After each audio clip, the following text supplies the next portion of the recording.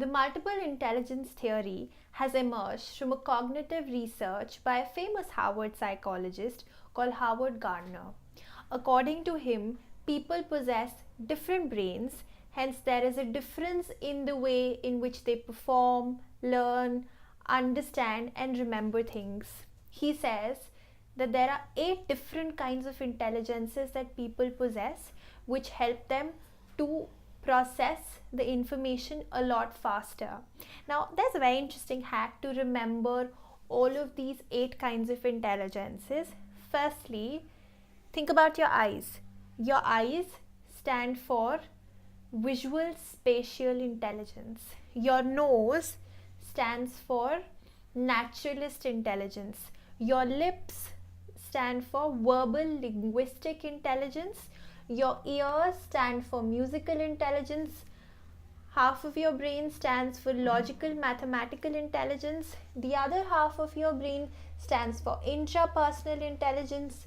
Your heart stands for interpersonal intelligence, and your entire body stands for bodily kinesthetic intelligence. Our education system is flawed. It depends on the fact that we can just give out information to our students and expect them to reproduce it during their examinations. There is no concept of testing out execution and learning. It's just based on the concept that learning can only be imparted through giving knowledge, and there's only a universal way of testing out students, that is through examinations, which is something that Howard Gardner is completely against.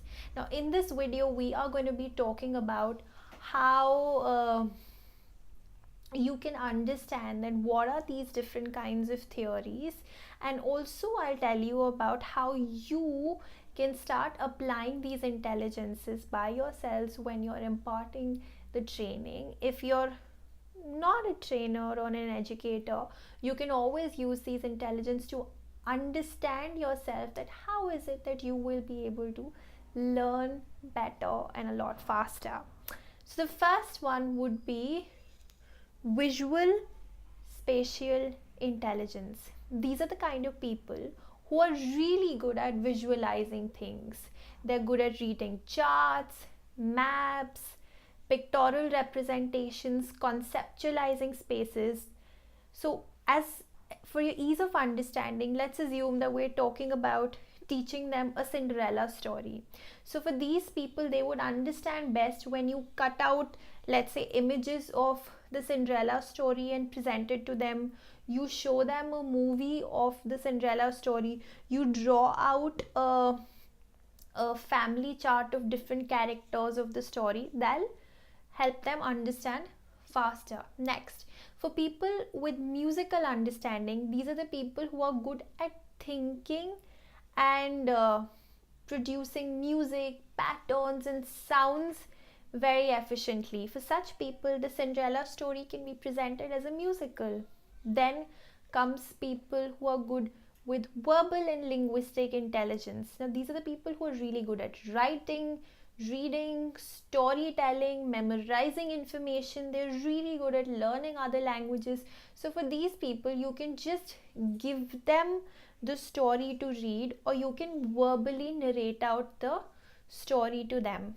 Next, people who are really good with intrapersonal intelligence are those people who understand their emotions, their behaviors, and their motivations really well. So for such kind of people, they really enjoy self-analysis and self-reflection. So for them, you can put out the story as a case study so that they kind of read, reflect upon it, and then think about it, that what's going to happen next. For people who are logical mathematical are those people who are really good at logical reasoning and mathematical skills.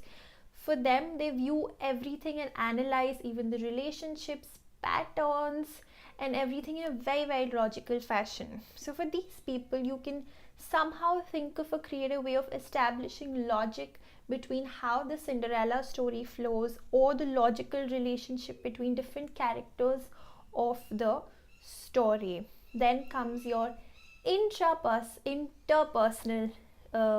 intelligence.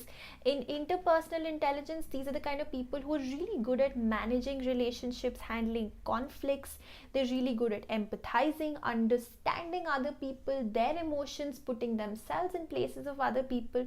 So to be able to maximize their learning, you can make the classroom in a way that is very conversational, and people are talking to each other about different kinds of scenes and instances that are taking place in Cinderella.